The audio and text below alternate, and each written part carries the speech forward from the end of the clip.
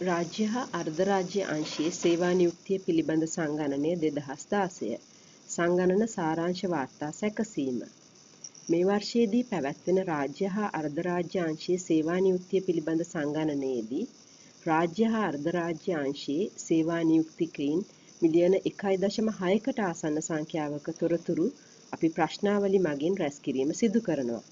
ඒ අනුව ඔබට පැහැදිලි මේ සෑම ප්‍රශ්නාවලියකම අඩංගු තොරතුරු දත්ත සැකසුම් කටයුතු අවසන් කර තොරතුරු ලබා දීමට සැලකිය යුතු කාලයක් ගතවන බව. ඒ අනුව ජනලේඛන හා සංඛ්‍යාලේඛන දෙපාර්තමේන්තුව විසින් ඉතා ඉක්මනින් තොරතුරු ප්‍රකාශයට පත් කිරීමේ අරමුණින් සාරාංශ වාර්තා ඇසුරෙන් තොරතුරු රැස් කිරීමක් කරනවා. ඒ අනුව සංගණනයේ අවසන් තොරතුරු ලබා දීමට ප්‍රථම සංගණන මූලික වාර්තා නිකුත් කිරීම සඳහා මේ සාරාංශ වාර්තාවල අඩංගු තොරතුරු අපි භාවිතා කරන්නයි බලාපොරොත්තු වෙන්නේ. පළමුවෙන්ම මා කතා කරන්න කැමති සංගණනයේ ගණන් ගැනීමේ කටයුතුට පෙර ඔබ දන්නා හොඳින් දන්නා සංකල්ප කිහිපයක් පිළිබඳව. සංගණන ඒකකයක් කියන්නේ මොකක්ද කියලා අපි මුලින්ම බලමු. මෙතනදී සංගණන ඒකකයක් කියලා අපි හැඳින්වුවේ වෙනම පරිපාලන ඒකකයක් විදිහට ක්‍රියාත්මක වන ආයතනයක්.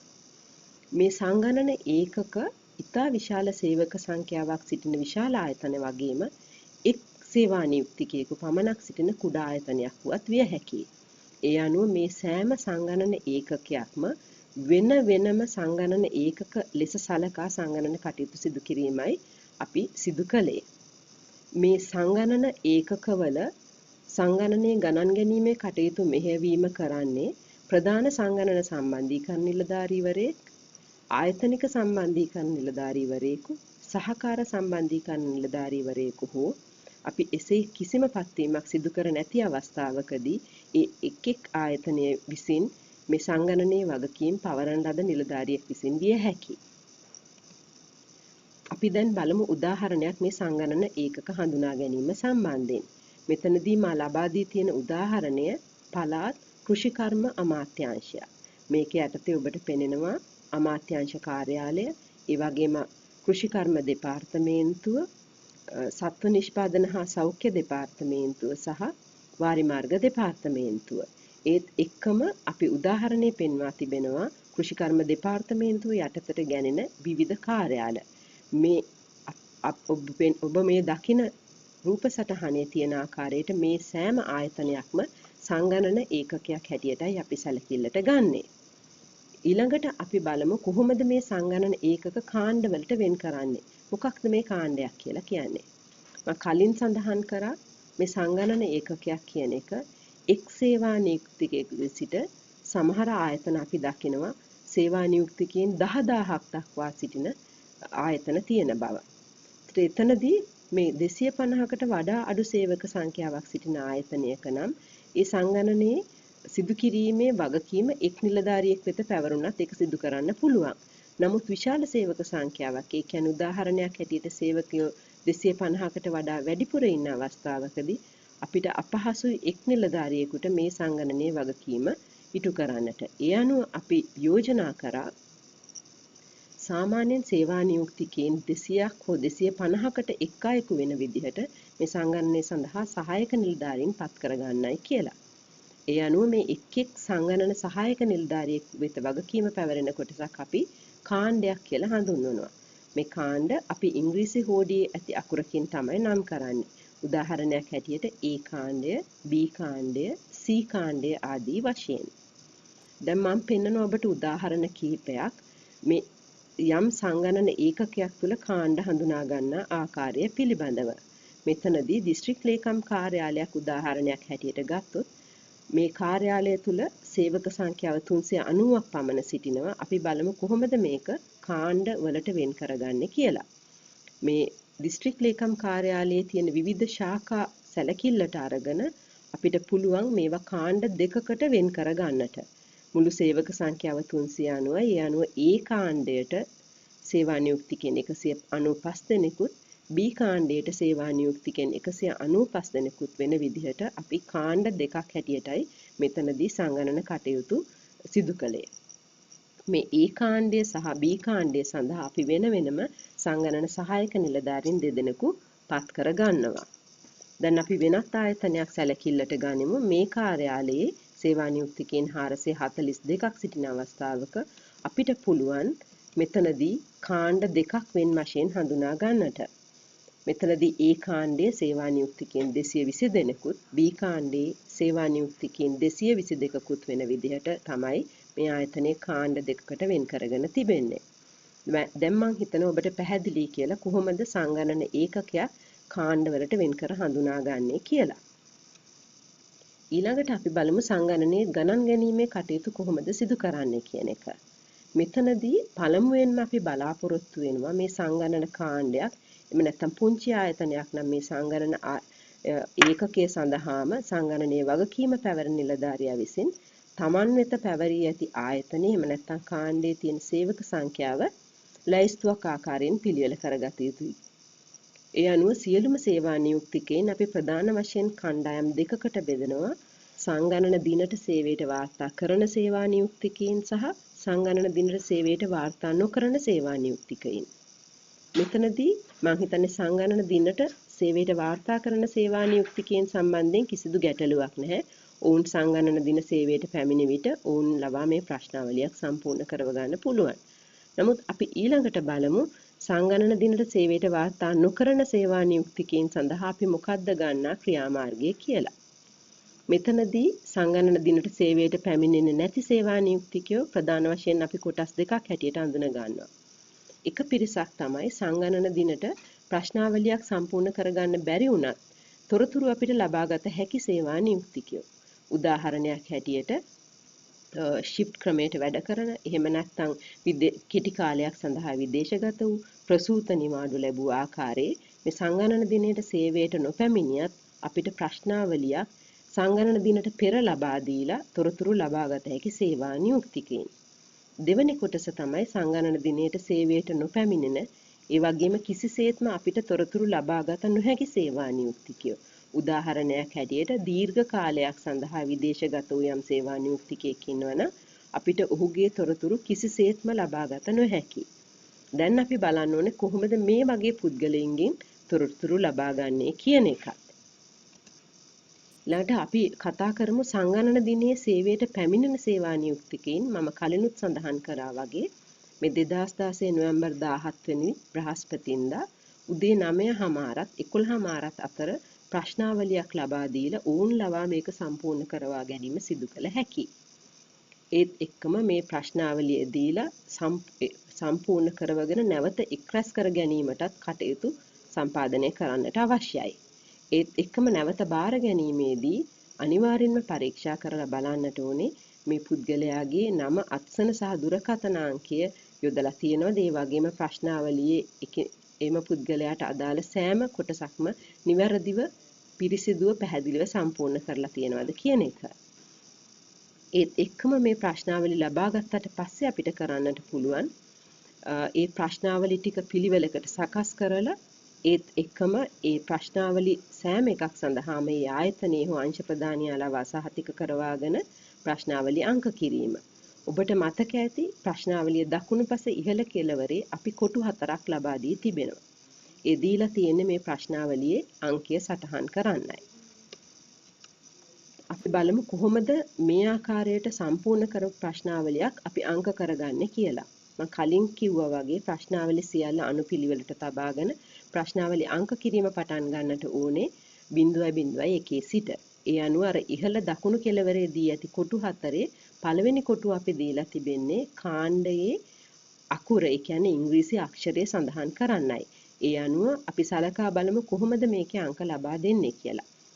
උදාහරණයක් හැටියට එක් කාණ්ඩයක් පමණක් තිබෙන ආයතනයක අපි මුලින්ම ඒ අකුර සඳහන් කරලා 0.1, 0.2, 0.3 ආකාරයෙන් සියලුම ප්‍රශ්නාවලි අංක කර ගැනීමක් කරනවා. ඒත් එක්කම කාණ්ඩ දෙකක් පවතින ආයතනයක් නම් පළවෙනි කාණ්ඩය අපි කලින් කිව්ව ආකාරයටම A 0.1, A 0.2, A 0.3 ආකාරයෙන් දෙවැනි කාණ්ඩය සඳහා B අක්ෂරයෙන් පටන් අරගෙන B 0.1, B 0.2 ඔය ආදී වශයෙන් තමයි අපි අංක කිරීම කරන්නේ. ඒත් එක්කම මම කලින් ප්‍රකාශ කරා මේ සංගණනයේදී කිසිසේත්ම තොරතුරු ලබාගත නොහැකි පුද්ගලයන් සඳහා අපි මොකක්ද අනුගමනය කරන ක්‍රියාමාර්ගය කියලා. මෙතනදී අපි කිසිසේත්ම තොරතුරු ලබාගත නොහැකි පුද්ගලයන් සඳහා අනුගමනය කරන්නේ මෙවැනි ක්‍රියාදාමයක්. අපිට පුළුවන් එක්ක ඔබේ ආයතනයේ පිරිස් පාලන ආයතන හෝ පරිපාලන අංශයක් තිබෙනවා නම් මේ කිසිසේත්ම තොරතුරු ලබාගත නොහැකි පුද්ගලයන්ගේ තොරතුරු හැකි තාක් දුරට නිවැරදිව හැකි ප්‍රශ්න ප්‍රමාණයක් උපරිම ප්‍රශ්න ප්‍රමාණය සම්පූර්ණ කරවා ගැනීමට කටයුතු කරන්නට අවශ්‍යයි. ඒ අනුව මේ ප්‍රශ්නාවලිය තමන් විසින්ම තමුන්ගේ ප්‍රශ්නාවලිය සම්පූර්ණ කරපු අවස්ථාවකදී පමණයි අපි මේ ආකාරයට ප්‍රශ්නාවලිය අංක කර ගැනීම සිද්ධ කරන්නේ. නමුත් කිසිසේත්ම තොරතුරු ලබාගත නොහැකි පුද්ගලයන් වෙනුවෙන් සම්පූර්ණ කර ප්‍රශ්නාවලිය අපි වෙනම මිටියක් හැටියට පැත්තකින් තියා ගැනීම අවශ්‍යයි. ඇයි කියන එක අපි ඉදිරියේදී බලමු. මෙතන දැන් ඊළඟට මම කතා කරන්න යන්නේ සාරාංශ ලේඛන සකස් කිරීම සම්බන්ධවයි. මූලික වශයෙන්ම අපි සාරාංශ වාර්තා වර්ග 4ක් හඳුන්වා දීලා තියෙනවා. R1 පුද්ගල සාරාංශය, R2 සංගණන ඒකක සාරාංශය, R3 ආයතන භාර සම්බන්ධීකරණ නිලධාරීන්ගේ සාරාංශ වාර්තාව සහ R4 ප්‍රධාන සම්බන්ධීකරණ නිලධාරීගේ සාරාංශ වාර්තාව. දැන් අපි බලමු මේ සංගණන සාරාංශ වාර්තා සකස් කරන්නේ කවුද කියන එක. මෙතනදී මා මුලින්ම සඳහන් කළ සංගණන ඒකක පිළිබඳව මේ R1 කියන සාරාංශ ලේඛනයේ සෑම සේවා නියුක්තිකයෙකුගේම සාරාංශ තොරතුරු ඇතුළත් කරනවා. ඒ අනුව සෑම සංගණන ඒකකයක් විසින්ම මේ R1 ලේඛනයක් සම්පූර්ණ කළ යුතුයි. ඒත් එක්කම R2 කියලා කියන්නේ සෑම සංගණන ඒකකයක් සඳහාම සකස් කරනු ලබන සංගණන ඒකක සාරාංශයක්. මෙතනදී පාසල් හා පිරිවෙන් හැර සෑම සංගණන ඒකකයක් විසින්ම මේ R2 සාරාංශ ලේඛනයක් සකස් කළ යුතු වෙනවා. R3 කියලා කියන්නේ සෑම උපප්‍රධාන ආයතනයක් විසින්ම තමා යටතට ගැනෙන ආයතනවල මේ R2 කියන සාරාංශ වාර්තා පදනම් කරගෙන සකස් කරන සාරාංශ වාර්තාවක්. R4 කියලා අපි කියන්නේ සෑම අමාත්‍යාංශයක්ම ඒ කියන්නේ රේඛීය සහ පළාත් අමාත්‍යාංශ සෑම එකක්ම විසින්මත් පළාත් සභාවක් විසින්ම දිස්ත්‍රික් ලේකම් කාර්යාලයක් එහෙමත් නැත්නම් අමාත්‍යාංශයක් යටතට නොගෙන ආයතනයක් විසින් තමා යටතේ තියෙන ආයතන සෑම එකකම R3 සාරාංශ වාර්තා පදනම් කරගෙන සකස් කරන සාරාංශ වාර්තාවකුයි. මේ සාරාංශ වාර්තාව සකස් කරන්නේ සංගණන ප්‍රධාන සම්බන්ධීකරණ නිලධාරී විසින්. දැන් අපි බලමු සංගණනයේ ගණන් ගැනීමේ කටයුතු සිදු කරන ආකාරය. මෙතනදී මේ සංගණන දිනට පෙර මේ ආයතනය එහෙම නැත්නම් විශාල ආයතනයක් නම් මේ සංගණන කාණ්ඩේ වගකීම පැවැරෙන නිලධාරියා විසින් තමා වෙත පැවරී තිබෙන කොටස එහෙම නැත්නම් කාණ්ඩයේ සේවය කරන සියලුම සේවා නියුක්තිකයින්ගේ ලැයිස්තුවක් පිළියෙල කර ගැනීම අවශ්‍යයි. ඒ අනුව අපිට සියලුම සේවා නියුක්තිකයන් ප්‍රධාන වශයෙන් කොටස් දෙකකට බෙදන්නට පුළුවන්. සංගණන දිනට සේවයට වාර්තා කරන සේවා නියුක්තිකයින් හා සංගණන දිනට සේවයට වාර්තා නොකරන සේවා නියුක්තිකයින් හැටියට. ඔබට ඉතාමත්ම පැහැදිලි සංගණන දිනට සේවයට වාර්තා කරන සේවා නියුක්තිකයින් අපිට කිසිදු ගැටලුවක් නැතුව මේ ප්‍රශ්නාවලියක් දීලා සම්පූර්ණ කරගන්න පුළුවන්. නමුත් අපි බලමු සංගණන දිනට සේවයට වාර්තා නොකරන සේවා නියුක්තිකයින් සම්බන්ධයෙන් කුමන විදිහේ ක්‍රියාවලියක්ද අපි අනුගමනය කළ යුත්තේ කියලා. මෙතනදී සංගණන දිනට සේවයට වාර්තා නොකරත් අපිට ප්‍රශ්නාවලියක් ලබා දී තොරතුරු ලබාගත හැකි සේවා නියුක්තිකයින් සිටිනවා. උදාහරණයක් හැටියට ප්‍රසූත නිවාඩු ලබා ඇතනම් එමත් නැත්නම් ෂිෆ්ට් ක්‍රමයට වැඩ කරනවා එමත් නැත්නම් කෙටි කාලයක් සඳහා විදේශගත වුණු වගේ නිලධාරීන් ඉන්නවනම් අපිට ඔවුන්ට මේ සංගණන දින වෙනකම් සිටීම අවශ්‍ය නැහැ. ඔවුන්ට මේ සංගණන දිනට පෙර ප්‍රශ්නාවලියක් ලබා දීලා ඒ තොරතුරු ලබා ගැනීම කිසිදු ගැටලුවක් නැහැ. නමුත් මෙතනදී ප්‍රශ්නයක් මතුවන්නේ සංගණන දිනයට සේවයට නොපැමිණෙන සහ කිසිසේත්ම තොරතුරු ලබාගත නොහැකි සේවා නියුක්තිකයන් සම්බන්ධයෙන්. උදාහරණයක් හැටියට ඉතාමත්ම දීර්ඝ කාලයක් සඳහා විදේශගත වූ සේවා නියුක්තිකයන් සිටිනවා නම් ඔබට ගැටලුවක් ඇති වේවි කොහොමද මේ නිලධාරීන්ගේ අපි තොරතුරු රැස් කරගන්නේ කියලා. අන්න ඒ වගේ වෙලාවට අපි දෙන උපදේශය තමයි මෙතනදී ආයතනයේ පරිපාලන එහෙමත් නැත්නම් පිරිස් කළමනාකරණ වැනි අංශයක් තිබෙනවා නම් ඔවුන්ගේ පෞද්ගලික ලිපිගුණ ආශ්‍රයෙන් මේ සංගණන දිනට අදාළව මේ තොරතුරු සම්පූර්ණ කරගන්නයි කියලා. ඒ අනුව සංගණන දිනට සේවයට වාර්තා කරන සේවා නියුක්තිකයන් වගේම සංගණන දිනට සේවයට වාර්තා නොකරන සේවා නියුක්තිකයන් සඳහා අවශ්‍ය නම් සංගණන දිනට පෙර ප්‍රශ්නාවලියක් ලබා දීමෙන් එහෙමත් නැත්නම් මා කලින් සඳහන් කළා වගේ ආයතනයේ පරිපාලන එහෙම නැත්නම් පිරිස් කළමනාකරණ අංශය ලවා තොරතුරු සම්පූර්ණ කර ගැනීම සිදු කිරීම කිසිදු ප්‍රශ්නයක් නැහැ. ඊළඟට අපි බලමු සංගණනයේ ගණන් ගැනීමේ කටයුතු සිදු කරන්නේ කොහොමද කියලා. 2016 නොවැම්බර් 17 වෙනි බ්‍රහස්පතින්දා අපි සංගණන දිනේ පෙරවරු 9:30 පෙරවරු 11:30 අතර ප්‍රශ්නාවලියක් සම්පූර්ණ කර ගැනීම සිදු කළ යුතුයි. අපිට මෙසේ කළ හැකි වන්නේ සංගණන දිනේ සේවයට පැමිණෙන සේවා නියුක්තිකයන් සඳහායි. ඒ අනුව ඔවුන් සෑම කෙනෙක් වෙතම පෙරවරු 9:30ට සංගණන ප්‍රශ්නාවලියේ පිටපතක් ලබා දී ඉවිලේම සම්පූර්ණ කරවාගෙන නැවත රැස් කර ගැනීමට කටයුතු සම්පාදනය කළ යුතුයි. මෙතනදී අපි අනිවාර්යයෙන්ම නැවත රැස් කර ගැනීමේදී පරීක්ෂාකාරී විය යුතුයි. ඒ සෑම සේවා නියුක්තිකයෙක්ම Tamanට අදාළ සියලුම ප්‍රශ්නවලට පිළිතුරු ලබා දී ඇද්ද කියන එක, ඒත් එක්කම ප්‍රශ්නාවලිය අවසානයේ ඔහුගේ හෝ ඇයගේ නම, අත්සන සහ දුරකථන අංකය යොදා ඇද්ද කියන එකත් පරීක්ෂාකාරී විය යුතුයි. ඒත් එක්කම සේවා නියුක්තිකයන් පිළිබඳ සේවා නියුක්තිකයන් විසින් සම්පූර්ණ කරන ලද ප්‍රශ්නාවලි වගේම අපි කිසිසේත්ම තොරතුරු ලබාගත නොහැකි සේවා නියුක්තිකයන් වෙනුවෙන් සම්පූර්ණ කරන ලද ප්‍රශ්නාවලිත් අපි වෙන වෙනම ගණන් කරලා මේ කාණ්ඩයට අදාළ කොටස් දෙකක් හැටියට වෙන වෙනම තියාගන්නට අවශ්‍යයි. ඒත් එක්කම ඊළඟට කළ යුත්තේ ඔබ විසින් මේ ප්‍රශ්නාවලි ආයතනයේ හෝ අංශ ප්‍රදානියා ලවා සහතික කරවා ගැනීමයි. ඊට පසු අපි කරන්නට අවශ්‍යයි මේ ප්‍රශ්නාවලි අංක කිරීම.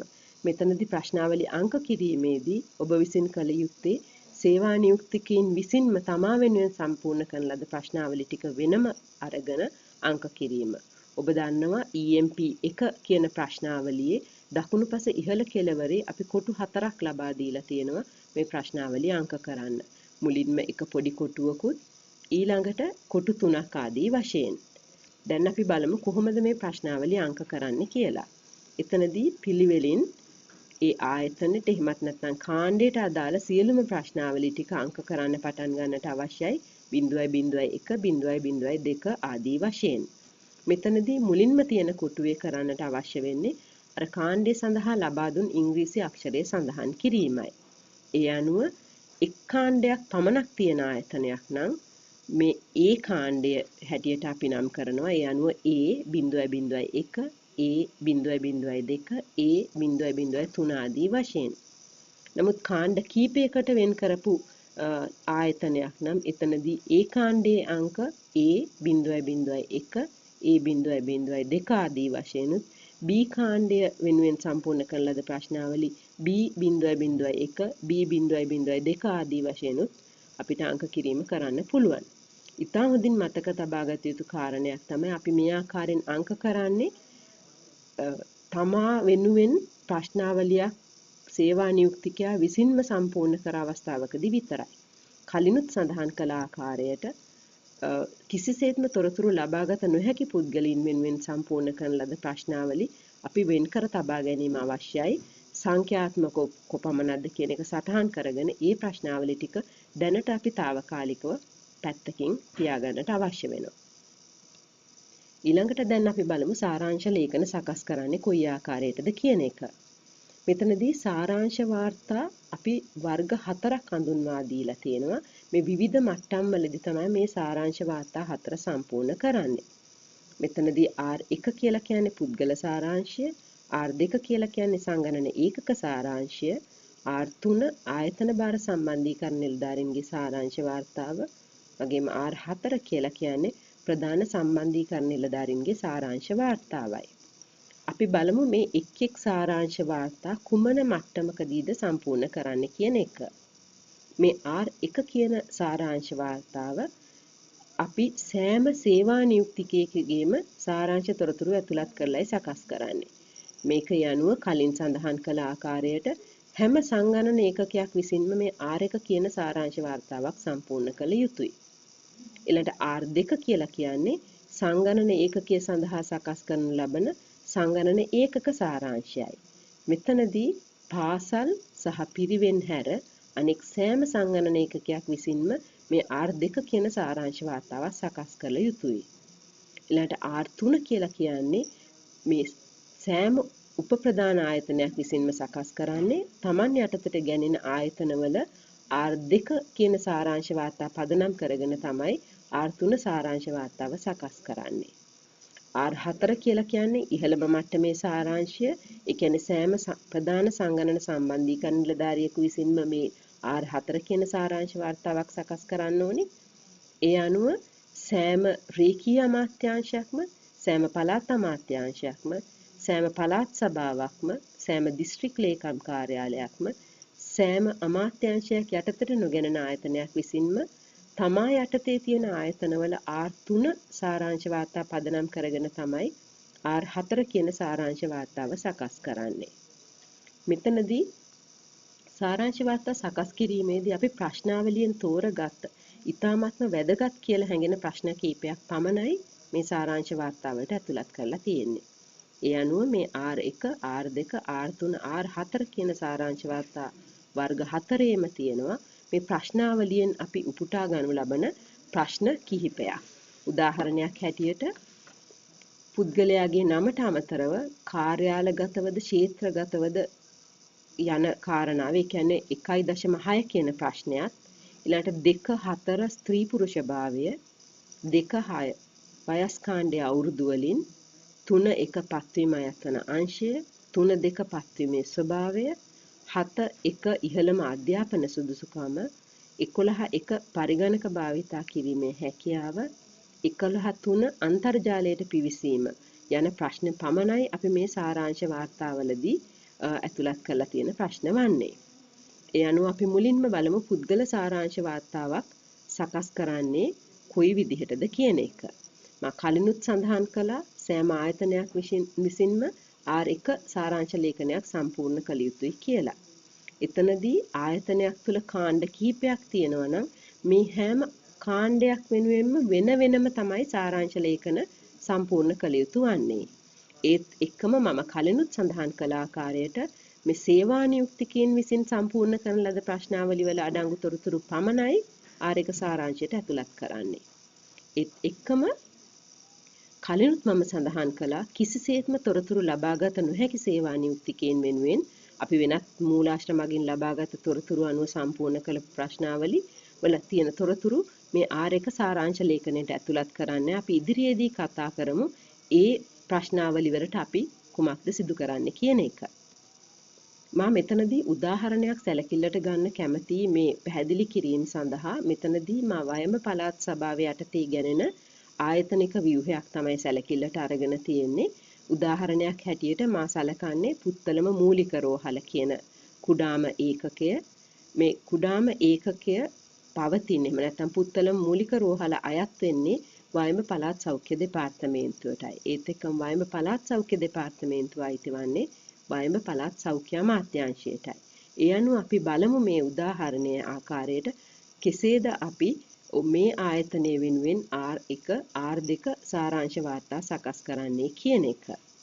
මෙතනදී මා සැලකූ උදාහරණයේ මුළු සේවා නියුක්තිය 445 දෙනයි. කලිනුත් මා සඳහන් කළා වයඹ පළාත් සභාව යටතේ ගැනෙන වයඹ පළාත් සෞඛ්‍ය අමාත්‍යාංශයේ වයඹ පළාත් සෞඛ්‍ය දෙපාර්තමේන්තුව යටතේ තමයි පුත්තලම මූලික රෝහල පවතින්නේ. ඒ අනුව ඔබට පැහැදිලි සේවා නියුක්තිය 445ක් වන නිසා මේ ආයතනය කාණ්ඩ දෙකකට වෙන් කළ යුතු බව. ඒ අනුව අපි පුත්තලම මූලික රෝහල සඳහා පත් කරන ලද සහකාර සම්බන්ධීකරණ නිලධාරී විසින් මේ සඳහා සහායක නිලධාරීන් දෙදෙනෙක් පත් කළ ගත යුතුයි.